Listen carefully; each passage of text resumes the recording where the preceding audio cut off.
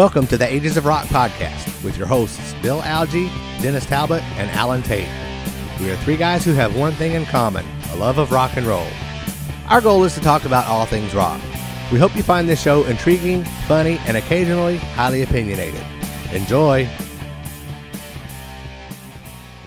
Welcome back, folks. We have not seen you guys in a long time. I haven't seen these two knuckleheads in actually quite a while for myself. It's been this is episode 130, and we do have a guest tonight. We got Ros Radley, who is going to be coming on here soon, talking about his project, his book that he's working on.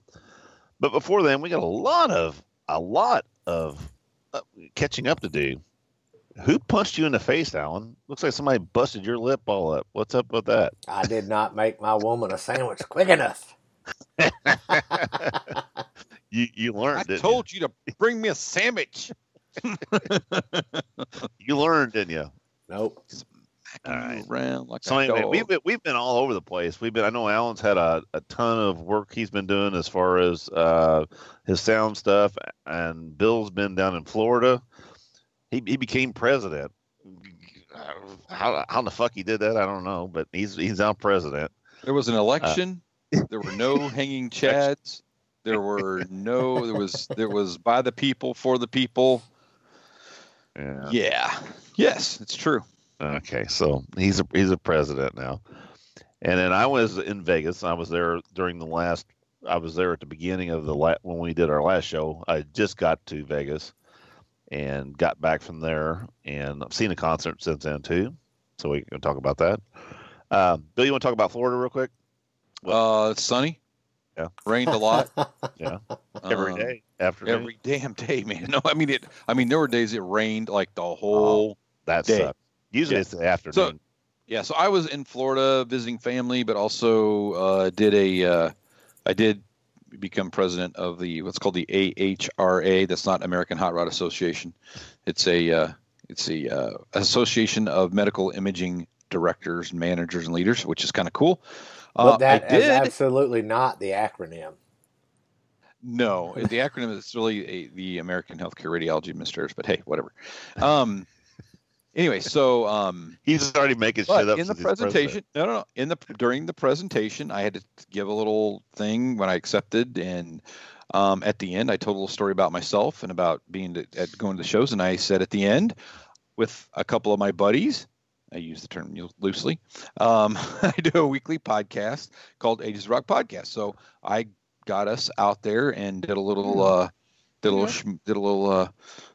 shameless plug to 300 unexpected people or so, and which is cool. So yeah, cool. And then I had a lot of people come up to me afterwards and said, "I didn't even know you like Kiss," because I mentioned that I have my den is dedicated to Kiss, and then they talked to me about the podcast. So I gave out some podcast cards and I gave out some can koozies and, and all that kind of good stuff. So yes, I pimped our ride. There you go. So there you go. Let's see what else. Oh, I went to a record store. Dude, you got to. It's huge. You got to check this out. It's called Wolfson Equipment and Records. It's in Jacksonville, Florida, and looked at pictures online and thought this looks like a pretty cool place to go. We go there, and it's behind a set of strip malls, and I was like, this is gonna be bad. This is the picture, if you can see it, of the. Oh no, that's my wife. Never mind, forget it. Never mind. Lots of pictures. Thank God you had your clothes on in that one. That could have been bad. Here's a picture of my Anyway, so I just looked at it online. It looked kind of cool and drove up. There's actually a sign above it. It's in letters that are done by, when you spray paint letters on a sign. That's kind of how the letters are done. I was like, oh boy, go in there. The place is gigantic. It had all kinds of stuff. I was in there it was huge. It was awesome. If you're in the Jacksonville area, check it out. It's Wolfson's Equipment and Records. Great place. Check it out. Cool. Let's see. What else I got? I have anything else? Buy some records while you were there? I bought some records. I bought a Kiss 12-inch for Heavens on Fire. It's a British import. Heavens on Fire, All Hell's Breaking Loose is on the back, and something else. Can't remember what it is. I didn't bring it in here. I bought a couple of Steve Wariner albums, country guy. I bought The Outfield, Play Deep, which I've been looking for that. You can, if you buy it out somewhere, it can be about $20. I saw it for $30. I got it for $4. Great shape. And I bought something else too. Can't remember what the other one. I seen the picture you sent me. I can't remember. Yeah, I deleted it off my phone already, so I don't remember. Yeah. But yeah, picked up some good finds and yeah, got a pretty good deal. Alan? So that's all I did. Alan, you see some good. You did some band work. Did you see some good acts the last couple weeks? None. This is Ages of Rock. I did country jobs. Oh, okay. So when we do Ages of Country, we could. Well, one thing that I will comment on is the country band that came through that I worked with last time did more rock and roll covers than they did their own country originals. So that kind of gave me a chuckle. Gotta know who you're showing for, right? Well, it was a predominantly country girl crowd, you know. Those young girls with the Daisy Dukes that eat up in their cooters and they have the cowboy boots. Hey, get your phone out. Yeah, did you get some pictures of that? I want to see some pictures of that. I don't take pictures when I'm in uniform. Okay. But wow. Other than doing those jobs and my quote unquote real job, I had no time for anything in the last month. All right. Okay. Well, like I said, I was in Vegas the last time we did our show, the pre-show. At that point, that was early in the week. I honestly didn't see anything rock and roll wise the rest of that week. We were so busy. We were just we were running constantly. Saw a couple shows that weren't rock related. We did get back, flew back to Indianapolis, got back late that Friday night. Ended up getting home at about 3 o'clock. I got to bed about 3 o'clock Saturday morning / I had tickets for the Smashing Pumpkins at the Yum Center for the next evening.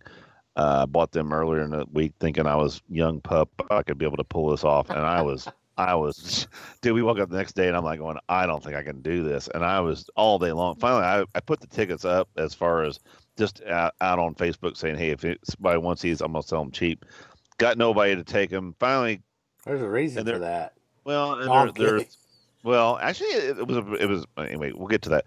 There was so we ended up. I had seen that there's a band called the Metric or something, and I looked them up on that was the opening for them, and I looked them up on Spotify. They suck balls, and I'm like, I don't want to hear this shit. So Kelly made a comment. She said, "I'll tell you what we'll do. Why don't we just skip the band, the first band? We'll leave later in the afternoon. We'll stop, get dinner somewhere, and then we'll go and we'll just see Smashing Pumpkins." I said, you know what, that's a pretty good idea. So we did that. We went up, stopped according at the Frisch's Big Boys, had a little Cracker buffet Barrel? there. No, Frisch's Big Boy actually. Oh, the buffet was good meatloaf actually.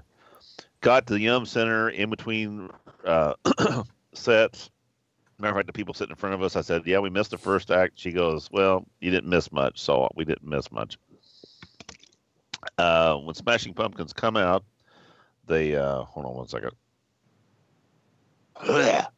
They played. Here I'm trying to not cough, and then you cough over me.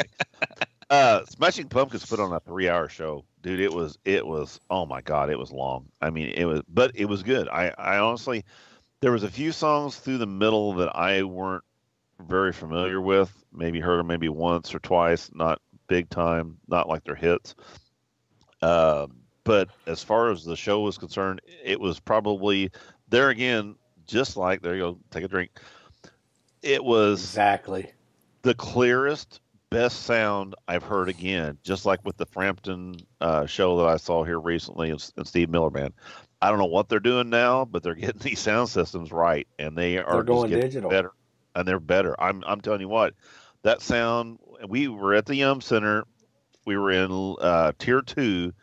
Directly looking at the stage, and I mean it was, and they had these moving video screens that constantly would either go together, then they would come apart and they would turn. There was these other ones behind them, and the stage constantly was evolving, and these screens were probably the most high def screens I've ever seen in my life. They looked 3D at times without the glasses. It was, and the songs that he did and the order they did it, it kind of told a story, and it had all these kind of showgirl. It's real artsy. The whole show was. Well, that I would expect that from Smashing Pumpkins. Exactly. And then the thing was, is after we got done and we left, I was impressed. I liked the music and everything. And the next day, Kelly, she made a comment to me when she got home from work. She said, I had forgot how much I liked Smashing Pumpkins, and I'm so glad that we went to that show because that was a really good show. I mean, she was really impressed with it more than I was.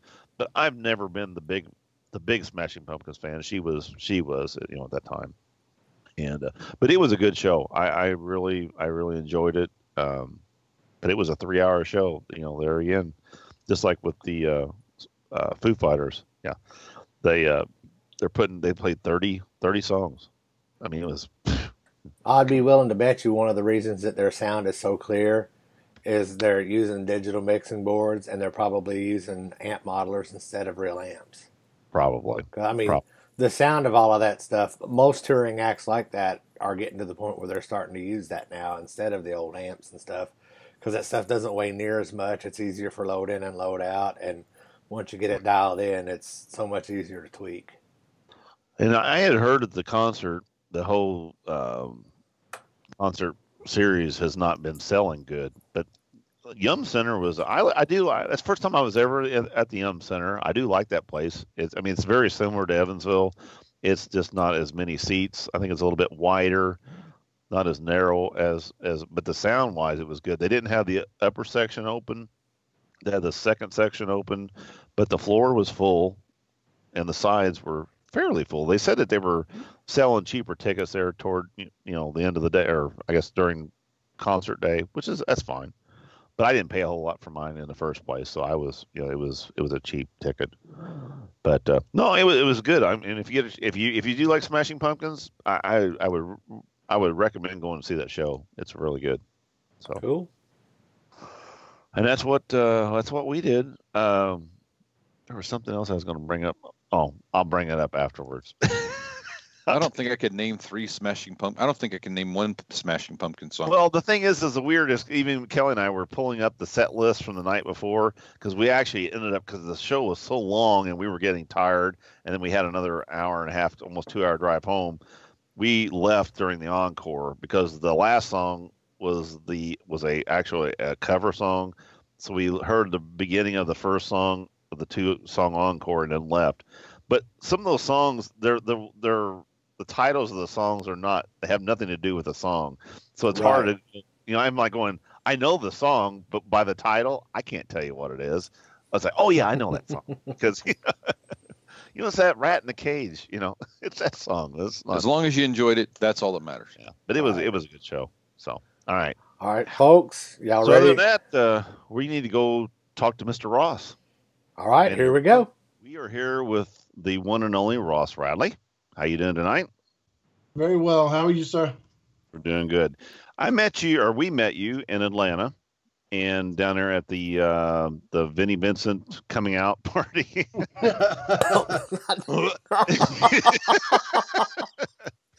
We won't go into that anymore. We're just going to leave it at that. But you did have a booth. A little bit. I'm about to get a drink. Yeah. But no, you had a booth set up down there, and you were showing this project that you have been working on, kind of a template of what it's going to look like. This Kiss book that you're looking at. I think you got one right. There you go. Kiss Magic, the Chronicles from 73 to 83. And like I said, I've heard about this project. You were on 3 Sides, I know, years ago. And you've been working on this for a long time. And it's, to me, I've been anticipating this thing for a long time. And it's coming, looks like it's coming to fruition. We'll get it there. Did I say it wrong? Fruition. Yeah, grammar, fruit grammar Nazi. Christian. You know what I mean. It's coming through fruit rations, and now we'll be able to play with it with bananas. And I'm from Southern Indiana. Now, Ross, as you can tell, we all love each other, and all we do is bust each other's balls. Yeah, all the time. I understand. Unlike somebody that busted Alan in the mouth, see his little lip. He got. That's right. His wife, but anyway. So anyway. Ross, let's start from the beginning. How did this project this start? How did it go? Okay. The initial concept came about after the Kiss Alive Forever book came out in 2002, when that Kurt Gooch and Jeff Seuss came out with that book chronicling the entire live history of Kiss from the beginning all the way up to 2002. There was so many little details. That one right there. Everybody has that book. It's a must-have, no doubt. And I always salute Jeff and Kurt for their years of dedication researching that book. So that was really the first inspiration I had, to where I was so excited that all that information was in there. And I just, being the insatiable Kiss fan I am, I guess, I just wanted more. I wanted to fill in all the gaps. So I remember when they had they were at an Atlanta, again, Kiss convention in 2003. And my question to them was, are you going to do a book that, has all the other information in there about photo sessions, right? Recording sessions and interviews and, every little detail, because I just wanted more information. And, they understandably so, we're basically like, cool your jets. We just came out with this book. So, but that's when the wheels started turning, and I was like, you know what? Somebody needs to do a book where it covers, and I didn't want to cover the entire history of the band because it's just too much.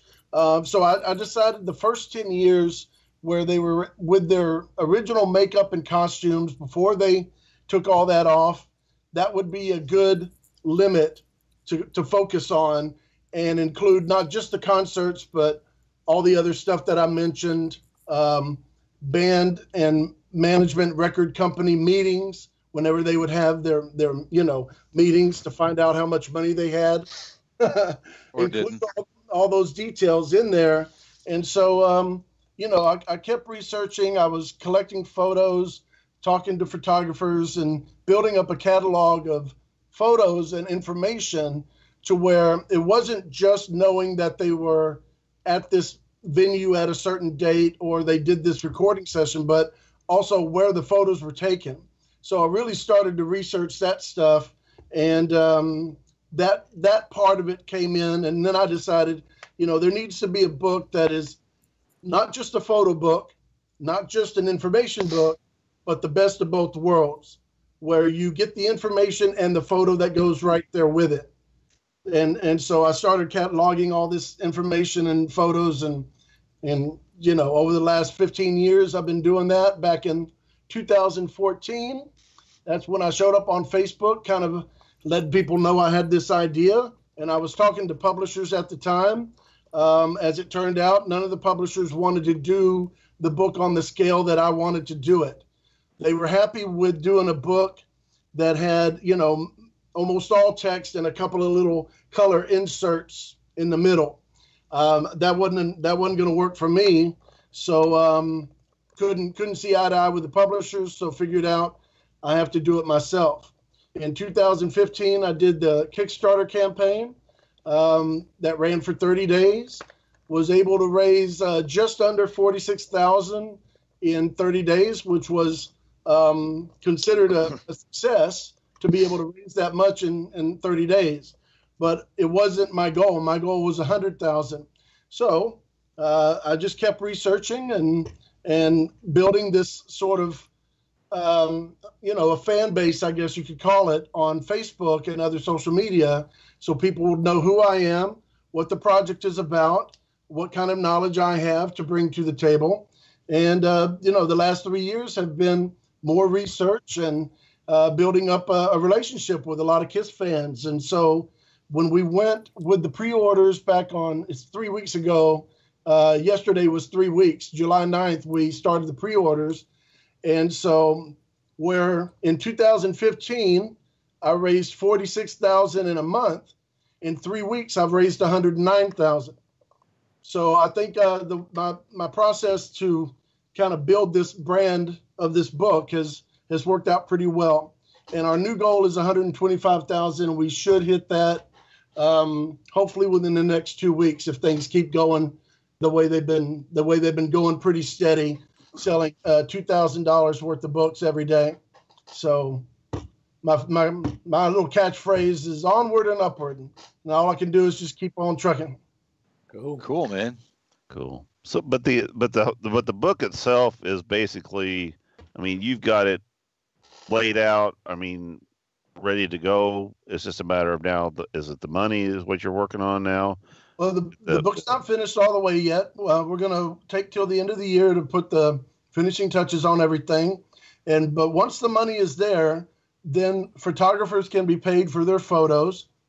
I can pay the printer to get the printing process going. I will actually have money to access other photos that I couldn't access without the money. Some photographers, and they just don't have time to, believe in people that they don't know and waste their time. So if you have money to give them, then you can access their archives and get some special stuff. Without it, they don't return emails or any other communication. So once the money is there, it'll open doors while we're finishing the book. So we can get everything we possibly can cram into 550 pages. And by the end of the year, we should have it all wrapped up, ship off to the printers. The printer is in Nashville, API Printing, part of Jostens, who does they do all the yearbooks printing, really sturdy, strong books that last a lifetime. And so it should take about a month to get the books printed. They have a pretty quick turnaround time. So hopefully in February 2019, I'll get a big shipment of books and start plop them in boxes and send them on all over the world, especially Sweden and Australia. Lots of fans in those two countries for sure have ordered the book. How big is the book, Ross? What's the size of the actual book? It's 9 by 12, and the best example I can give you is to kind of illustrate it is this Lynn Goldsmith book. Right. All right. This is 9 by 12. Okay. And her book is 340 pages. Mine's sitting over there. So hers is 340 pages. And if you add a couple of hundred more, then, it's going to stick out to about here. Right. It's going to be pretty hefty. I mean, it's going to be, and it'll be hardcover. It'll be a hardcover version of this. We're doing the thing where there will be embossing where the studs will feel like studs, and it'll have foil printing to where it's reflective. And same thing with the icons and the logo. All that will be embossed, so you can touch it and it'll feel like leather and all that, as close to the real thing as possible. And it'll be, 500 plus pages of these kind of layouts that Scott Davis has been putting together. So, awesome. Yeah. Now, are you only planning to do a hardcover book, or later on down the line, might you consider doing a paperback? No, there's not. I don't have any thoughts to do a paperback or anything less. I'd like to keep it special the way I had envisioned it. I don't want to change it at all. There is, however, a deluxe edition. If y'all don't mind if I talk. Oh yeah, no. Yep. Sell it. Hey, we've got gonna you ask, on the yeah. show, so you can pimp yourself. I was about to say, can you talk about the deluxe edition? Because I don't know which one to buy. Well, I'll tell you what, the deluxe edition, as it turns out, has been outselling the standard edition 6-1 now. Okay. Fantastic. Yeah, it's pretty amazing. Yeah, we've got, I'll tell you the numbers right now. We've sold 635 deluxe editions and 143 standard editions. Holy crap. Yeah, it's a big tip. But so here's what you get with the deluxe edition. You get the book itself, the same book that you would get as a standard edition. However, this one will be signed by both Scott Davis and myself and numbered. So you get a pretty special thing. Now, I'll just say I'm not autograph collector, so it's strange. It's just odd to me that anyone would care that I signed it, but some people are interested in the signed aspect of it. So by all means, Scotty and I will sign it. Okay. In addition to the book signed and numbered, you're going to get an extra 100-page book, a softcover book specifically on Kiss Meets the Phantom. We have so much information about the filming of that TV movie. There is no way we could fit it all into the book without it turning into, some humongous, ridiculous thing. So the deluxe edition will come with a second book, 100-page softcover, and it'll be specifically on all the details, stuff you never imagined you would ever know about, specifically on Kiss Meets the Phantom. In addition to that book, you're going to get an 18 by 24 inch poster that'll be folded and put into the book. Just basically think of the way you got a poster, bonus poster in Dynasty or Unmasked, right? So Yep. you get an 18 by 24 poster of special artwork done, an illustration done by a guy named Steph Martinez, who I don't know if you guys have seen online. Last year he did some artwork where he blended Star Wars and Kiss, and he had these great things where he had like Darth Vader as Gene Simmons, and just amazing artwork. So he's doing a special artwork. I've shared it. It's on the Magic page. You can see it there. And then in addition to that, you're going to get 11 9x12. They're trading cards, but they're not the card size. They're 9x12, but they're based on the Don Russ trading cards from '78 with different photos than they used in the Don Russ series. So those can be framed, or whatever you want to do with it. Just be some bonus eye candy along with that. So again, the deluxe edition, you get the 500+ page hardcover book with all the information in full color glossy pages. You get an extra book, 100 page, just on Kiss Meets the Phantom. You get an 18 by 24 inch poster, and you get the 11 9 by 12 oversized trading cards, plus the what I mentioned before about the book being signed and numbered. So all that is $150, which the book itself by itself is really worth $150 when you consider how big it is, the quality of paper it's going to be printed on. Every page is full of photos and information. So it's a pretty good deal. I think that's probably why the deluxe edition is selling as well as it has been. You get a lot of bang for your buck with the deluxe edition. That's why I actually, when I looked at both of them, I saw you get the extra book and all those extra things for an extra $50. I'm like going, oh, that's a no-brainer for me, Yeah, I'll tell you something. The goal of this has nothing to do with making big bucks. Okay, when they use the term labor of love, that's really what this whole thing has been about. I actually crunched the numbers to see how many hours I've put into this. And if I sell all the books and take, deduct all the cost of everything, the taxes and all the overhead and everything else that you would take away from the income, and you factor in the amount of hours that I put into this thing just in the last 4 years, and then I'm basically making about $5 an hour. If that, right?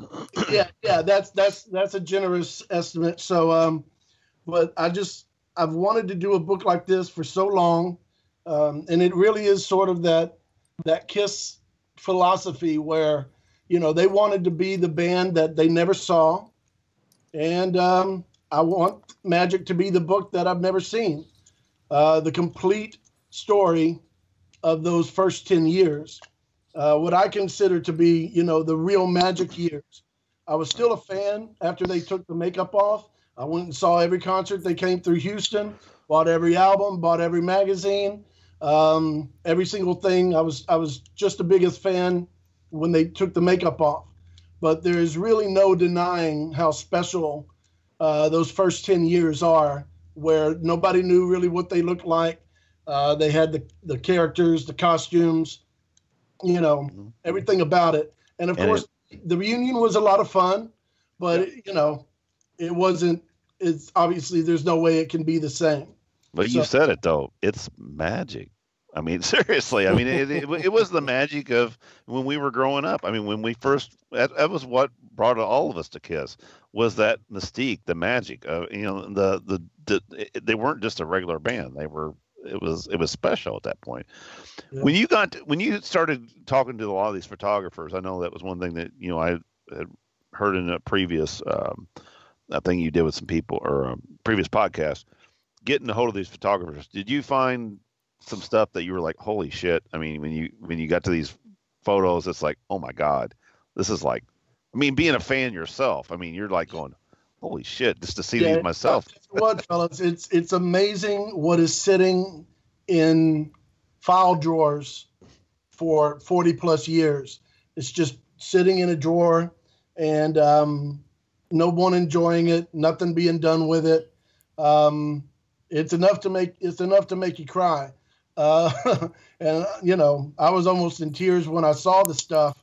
And then I was in tears when I was finally able to, make sure that it's actually going to get to be seen, and to seen properly too, not just in some magazine article where they put this little picture over in the corner with some text, across it and stuff. I mean, the really, really standout shots will get the kind of treatment they deserve.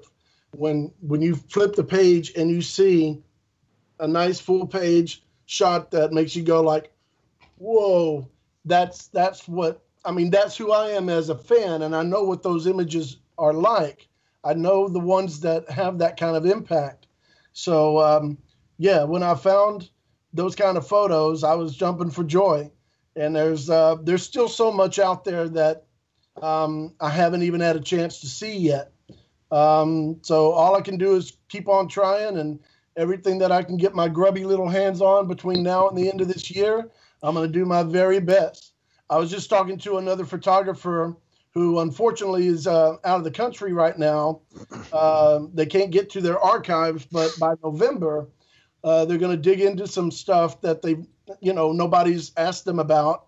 And so I already know that there is some really special, never before seen photos that fingers crossed, they should be able to find in their archives. That's another whole story. Could write a whole book just on that. The missing stuff that the photographers thought they had, and it's not there. They look all over and they can't find it.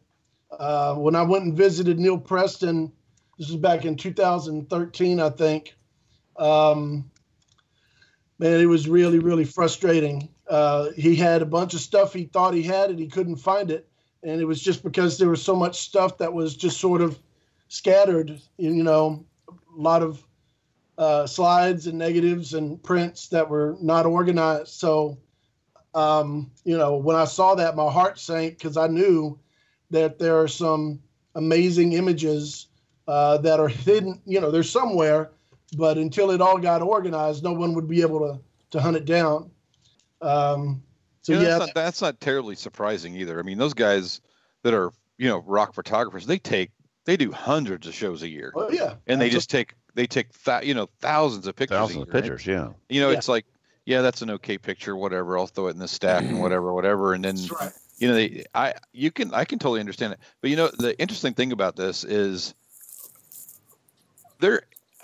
I don't know of any other band that having photo books like that with those photos in it would really matter. You think about Aerosmith, huge band. Who gives two rats' asses about a bunch of pictures of Aerosmith? I mean, they all look the same. But I don't. Well, but really, even what are they going to look at? They're going to look at 14 pictures of Steven Tyler standing there hugging a mic with a bunch of scarves on it. That's it. They're not going to. There's not going to be any pictures of, them on the backs of motorcycles, or them on, or them in the Empire State Building. I mean, that's not, or wherever else. I mean, there's a billion of those, right? So, that's the thing that's really cool and unique about it. And just so you know, Your number just went up, pal.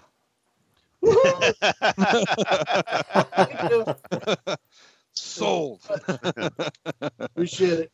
So is there Don't Ross, tell my is there a holy grail of something that you wanted to find and can't find? You know what I'm saying? I don't know if it's you can get that specific. I know there's certain things you're looking for. Is there something that you're looking for that you can't find? Yeah. One of the things that always struck me as very odd, it might not be that exciting to some people, but it's the singular one event in those 10 years that was not photographed as far as I've found by anybody in any way, shape, or form. It was videoed, but there was no photographer there. And it's so odd. The filming of the Shandy video, the last time Peter was with them, in any professional way, before the reunion. And there was always a photographer there whenever they were doing any promotional videos or really anything. If they were suited up, there was a photographer there, okay, for all the other things. When they did the videos for Rock and Roll All Night and Come On and Love Me, those were done while Finn Costello was snapping away, right? When they did the videos for Hard Luck Woman and I Want You, right, and Love 'Em and Leave 'Em, right, Richard Aaron was there snapping away. It's got all these great photos that document that video thing. While they were doing the Dynasty videos, For Sure Know Something and I Was Made for Loving You, Neil Preston and Bob Gruen were there capturing it in photographs, right? Barry Levine was capturing everything they did on the Phantom of the Park. All right, but for some reason, while they were videoing the Shandy video, there was no photos from there at all. And I love the look of that video. I know it causes some problems for some Kiss fans. They don't like the music and they don't like the way they look, but not me, man. I love it. Well, do you think maybe that there was no photographers there because Gene and Paul said this is such a miserable experience. This is the last we have to do with Peter Criss. We don't want any pictures taken. Maybe there was too much back and forth bickering and arguing going on. It's definitely a possibility where they probably knew that there wasn't going to be a pleasant experience anyway, and But I know that there were other situations where they weren't getting along already, and they still had a photographer. But it just seems it's the only one. It is odd, though. Yeah, all the other ones, when they did the videos for The Elder, when they did World Without Heroes and Waring Abbott was there photographing, and so was another photographer named Dee Dee Zill. And when they did the videos for I Love It Loud, there's photos from that one too. Mm-hmm. So I don't know what to say, man. It's a very strange thing that one and only one out of all the things they did. But I would agree with you. That would, if there was a reason, that might be it, where they're just like, man, we don't need anybody hanging around. Let's do this video and let's get it done and get out, as fast as we could.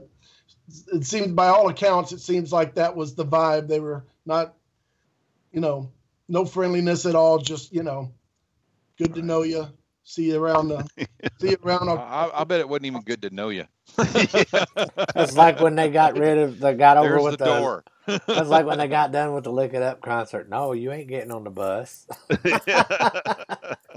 I'm surprised Paul didn't take that guitar away from Vinny and shove it right up his ass. I was standing right there in front of him. I was at that show too. That was not a pleasant show. I mean, I was right in front of Paul's mic. I am 100% confident that was the thought. Back to your book. Yeah, go about the book. Well, that was you'd asked about the sort of the Holy Grail, and having something from everything else. That's the one thing I would love to discover, that there was actually a photographer there, and they do have some still images from that video session.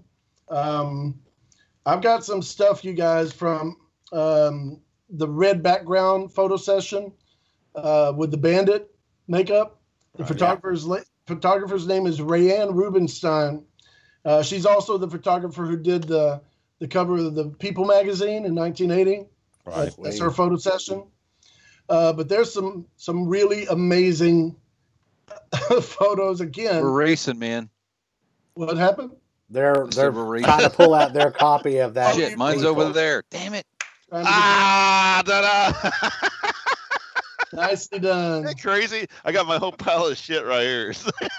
Beautiful. I like your 5150 amp back there too. That's great. Oh, thank you. Don't stroke his ego. Hey, stroke all you want, dude. That's okay. Yeah, that's what you say to all the guys. That's funny. It's like on was it that Monty Hall's Let's Make a Deal. Okay, who's got that? I got it. Yep. What do I win? Nicely done. That's funny. She has some photos from that bandit makeup photo session that are just going to blow you guys' mind. I don't think I've announced this on any of the other podcasts, so I'll give this as a Ages of Rock exclusive. There you go. I'd love to show it to you, but I'll save that for the book, but I can describe it to you. There you go. There's a photo of Gene. Again, this is the red background photo session, and it's just a solo shot of Gene, and he's sort of climbing through the smoke, and he's got his hands like that, and he's whatever. Right. And if you only saw one shot from that series, you wouldn't know what was there. But luckily, I got to see the whole series of shots, including the outtakes and stuff. And down on the floor, laying on his side, holding the what do you call those? Like an air conditioner duct or whatever, the right. Tubes, which is feeding the dry ice smoke up into Gene. He's laying on the floor. Sean Delaney, he's working at that photo session, laying down, kind of aiming the smoke so Gene can pose, and the photographer is there capturing that while he's trying to be out of frame. But she captured him in frame a few times, and I remember when I first looked at that, I could tell there was somebody there, but I couldn't see it because the smoke was over him. And then, once I scanned the other ones and I saw a few more down the strip of the negatives, and then the smoke had cleared and I could see it was Sean Delaney there.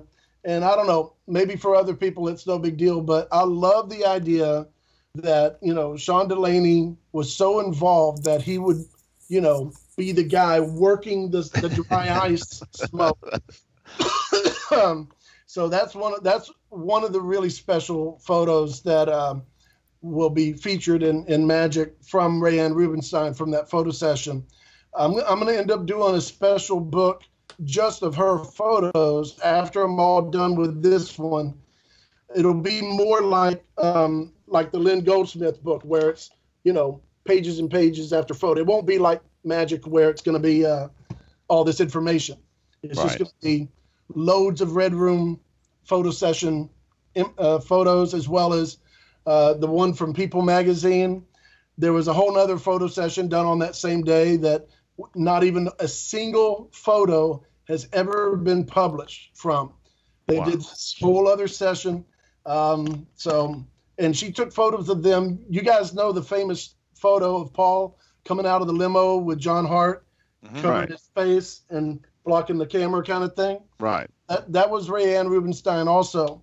And she photographed each of the guys, Gene, Paul, Ace, and Eric at the time, one day at a time. She went and did a special photo session with each one. So there's photos of Eric Carr, but I'm not even joking. It sounds like I'm making this up, but no makeup, no shirt on, doing push-ups in the grass and set-ups in the grass, and hiding his face behind a tree branch with some leaves, posing like that. Another one where he's hiding behind a parking meter along the streets in New York. It's like peeking out above the parking meter and stuff. All kinds of crazy stuff. Him playing the piano in Bill Aucoin's office. A great series of photos of Bill and Eric sitting across, like having a conference at the table there at Bill Aucoin's office. Photos of Ace in the Ace in the Hole studio with him in front of the whole soundboard in the control room without makeup. Okay, now they're hiding their faces, but every once in a while there's a shot where they move their hand or whatever and you can see their face. So shots of Ace playing with his remote control helicopters that he talks about in the Tomorrow Show. I remember that. Yeah. Germans make the best ones. Yes. Right? There's photos of him playing with one of those remote control helicopters at his house in Connecticut. Photos of Paul in his apartment, which is still being fixed up. He's in this hot tub that's not been finished yet. It's just the raw fiberglass hot tub with no towel around it or whatever. And he's doing a striptease, taking his shirt off in the tub. All kinds of craziness, man. I mean, I could keep going. There's so much. Gene, there's photos of him laying down in a sleeping blanket thing that's shaped like a shoe and laying in the living room watching TV on the floor. Dude, it's just ridiculous. It is. That's crazy. I won't be able to fit, all the great photos in Magic. So there's enough to make a whole special photo book that will come out later next year. So these photographers, like say the girl that has all these ones from the People magazine, have they not thought about doing something on their own, or they just got so much other stuff going on and it's just something that's in their history and they don't really, it's just, I don't want to mess with it. They had so much. I mean, Rayanne is a good example, and I think she's representative of a lot of other well-known photographers who were very busy in the late 60s and the 70s and even the 80s. So if you talk about guys like Bob Gruen and Neil Preston, Lynn Goldsmith, Rayanne Rubinstein, they were all, they're known for photographing rock and rollers, but they didn't just photograph rock and rollers, okay? Right. Rayanne Rubinstein, photographed Muhammad Ali, Rodney Dangerfield. And so, what happens is they're busy going at it during the 70s, day by day by day, before anybody recognized them as like world renowned. Enough time has to pass before they get sort of looked on that way. And so they just collect. It's sort of like hoarding, you just end up with all this stuff after a certain amount of time. And what they're doing today makes it tough for them to turn their attention to do stuff with all the other images that they've collected. Somebody has to come forward specifically to say, look, I'm doing a project and we'll pay you for these photos, right? And even then, it's really, really difficult. Unless you are probably like one of the big name publishers who's willing to throw big money, or maybe a movie company who's like, okay, we're doing this documentary and we need all these photos, right? And we're going to, here's all the money for everything.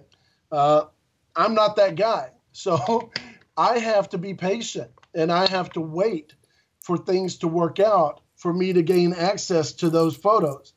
So with Rayanne Rubinstein, for example, I was talking to her on the phone for at least 5 years before I ever got to see what she had. And I had to drive to Nashville and stay in she has this big studio. Like, this is my music studio, which is, I don't know, it's the size of a playroom in somebody's house, probably as big as, your room over there with your amp and everything. Right.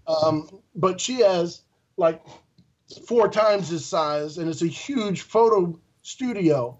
And this whole half of the other side is full of filing cabinets. And you open up I'm talking about filing cabinets that are like this wide, right? And you pull it out, and you've got folder after folder of negatives and slides and just so much information.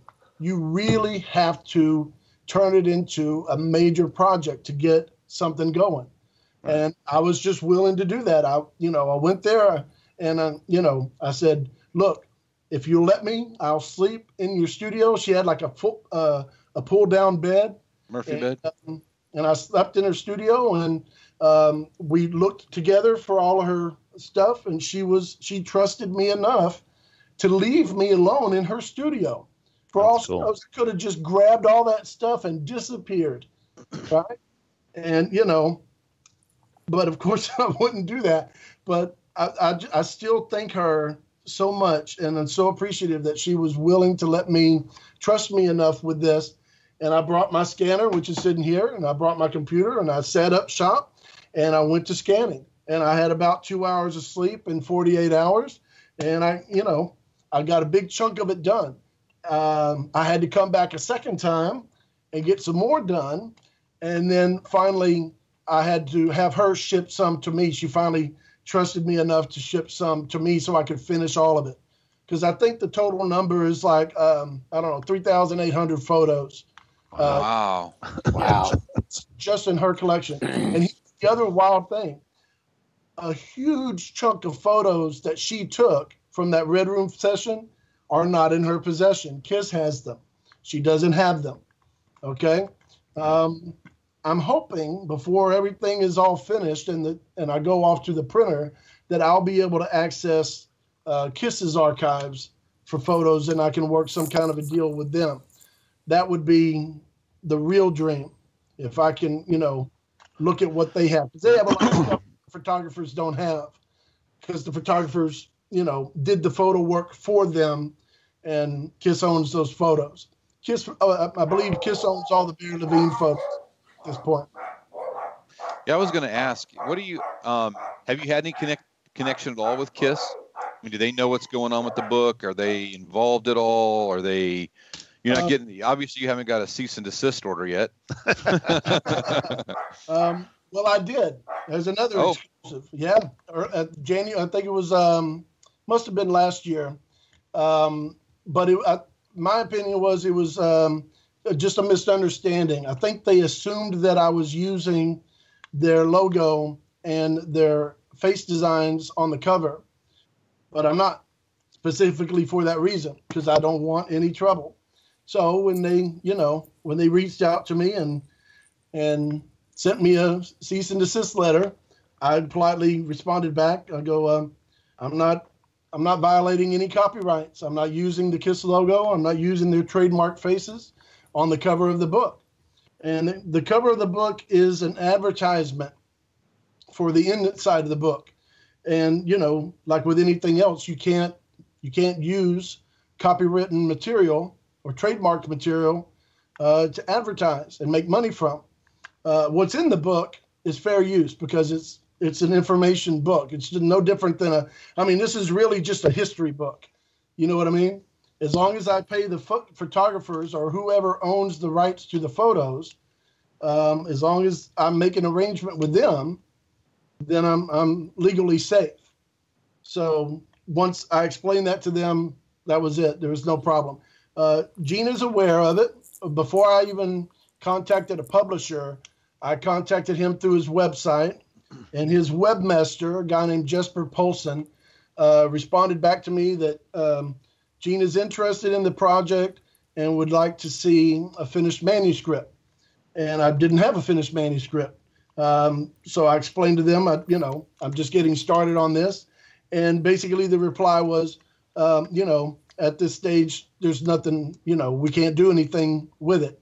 Because it's not a real idea until it's a real idea, until it's this, okay? Right. Everything else is just a dream, okay? And dreams are, a dime a dozen. Everybody's got some, thing they want to do. And, at least he was interested in the idea. And then a couple of years ago, Keith LaRue contacted me through Facebook and was explained to me that he was bringing it to Gene's attention, that he was a fan of the project and wanted to bring it to Gene's attention. And as far as I know, he did. But the same situation, until the book is funded and printed, there's nothing to be done. I think once I have all the funding I need, that again, doors will open up. I can knock on doors and have something substantial to show. Okay, so whether or not, I think we're going to end up having to do some kind of arrangement, because they have photos that I need to pay them for. Like I said, the Barry Levine photos are owned by KISS, as far as I know. I'm pretty sure that Barry Levine does not own them anymore. All the sources I've researched confirmed that.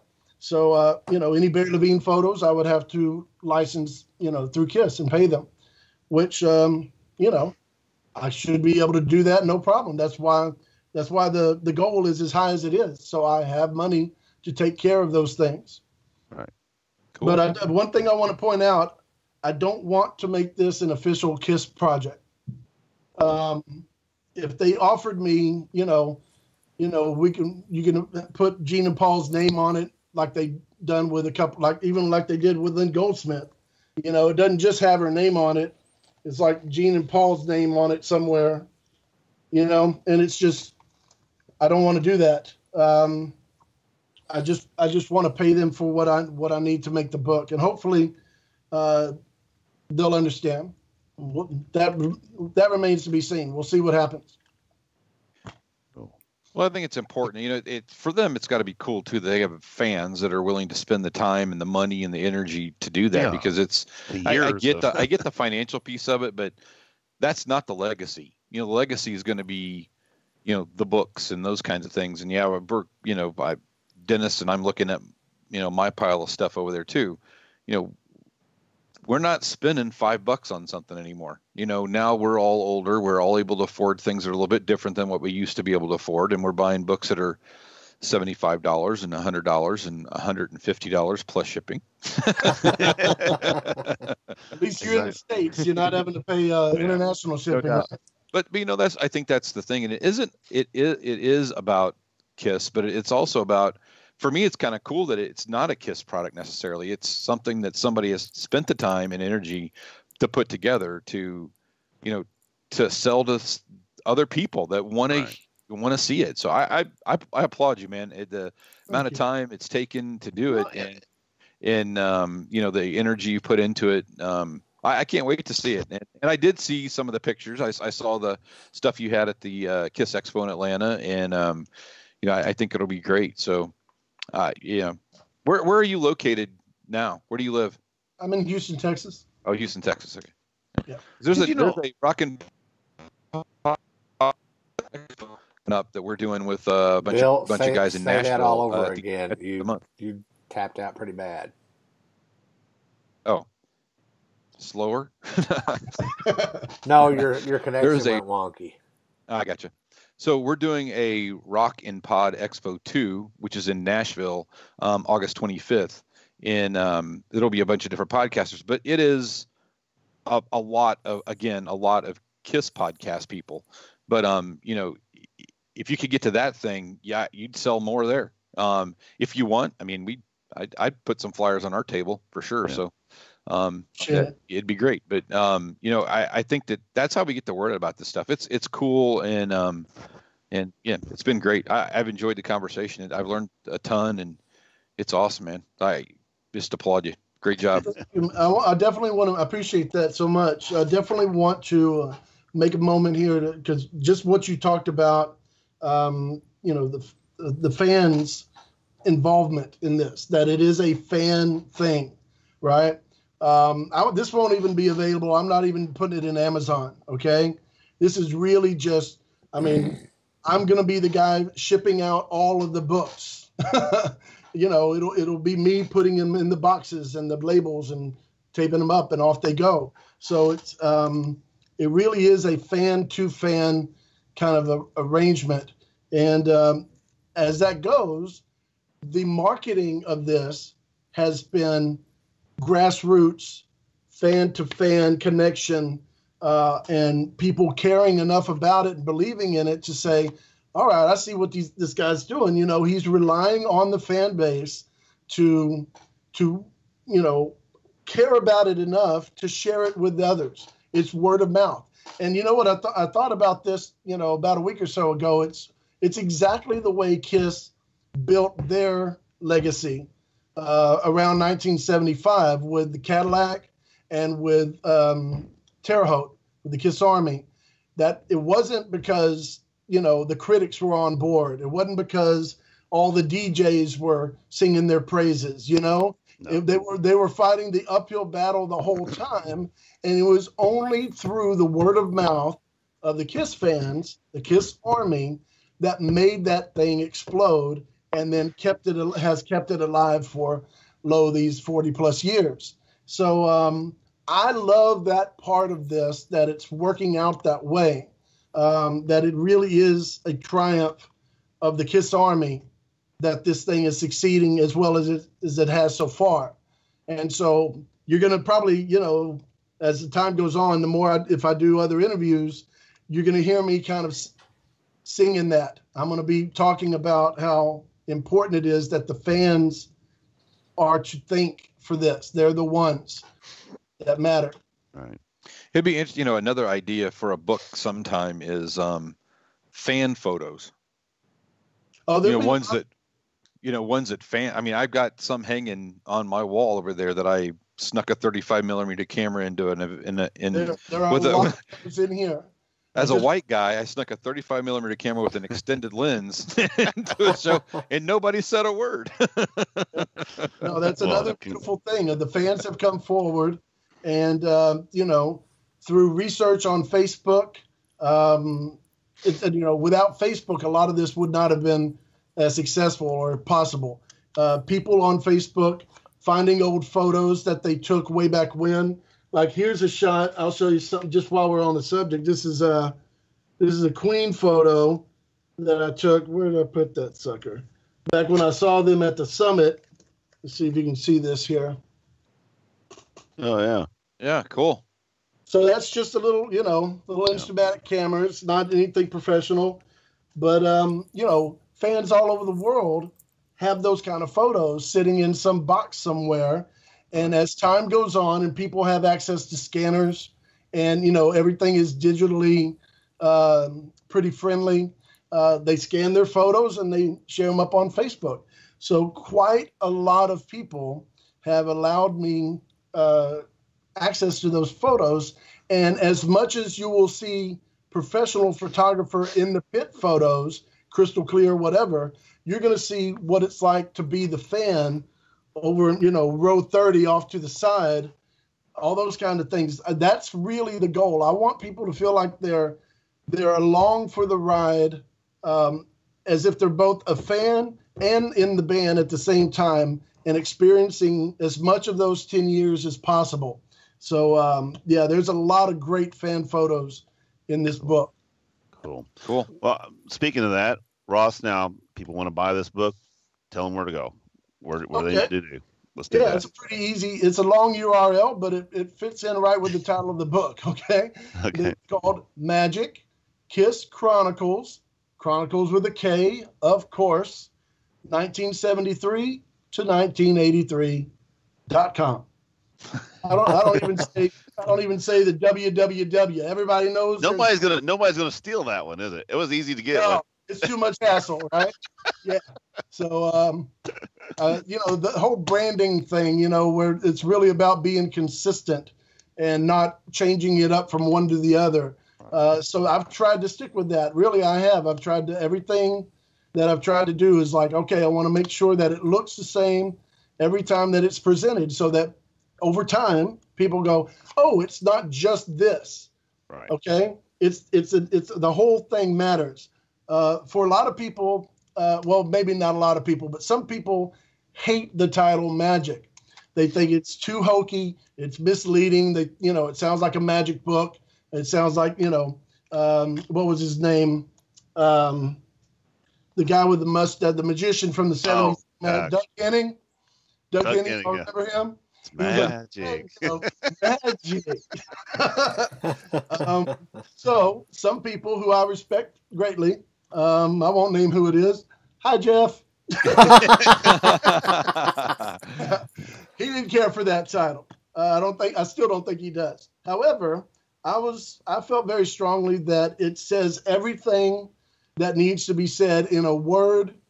It describes what it was like to be a fan of that band, the look, the songs, the philosophy, the fantasy.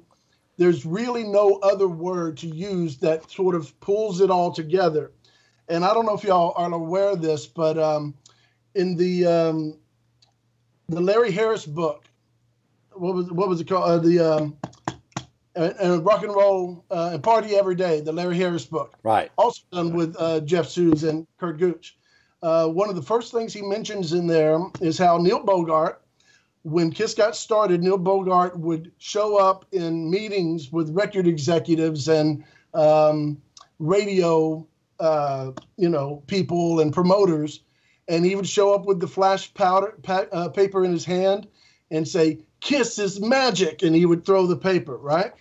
And of course, that is cheesy as can be. It is, but it's absolutely right. Yeah. So that's why Magic, Kiss Chronicles, 73 to 83, right? So that's the URL. That's the name of the book. Magic for short. Right. I said I bought mine through the Facebook page, and you've got from the Facebook page. You can go. You have that also. Right. If somebody wants to, that's how I bought it. You can find your link from there and go to buy it. But definitely, this, like I said, this is something I've been looking forward to for a long time, and I can't wait to see it finally come out. And awesome. We appreciate you coming on tonight, Ross, and talking to us. Thank you for allowing me to rattle on about this. I could go, talk a lot anyway. So well, if it wasn't you rattling on and on, it'd be Dennis. It made the show easy for me tonight. We'll take you over him any day.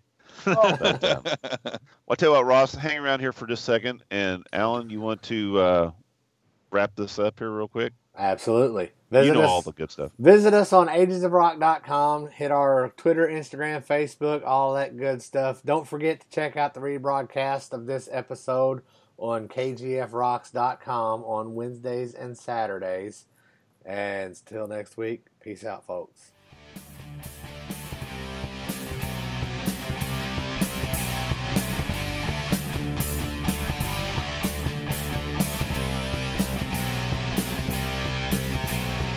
Thanks for listening to the Ages of Rock podcast. If you haven't done so already, be sure to subscribe to our YouTube channel, like us on Facebook, and most importantly, tell all your friends. Remember, you're never too old to rock. Until the next episode, peace out, folks.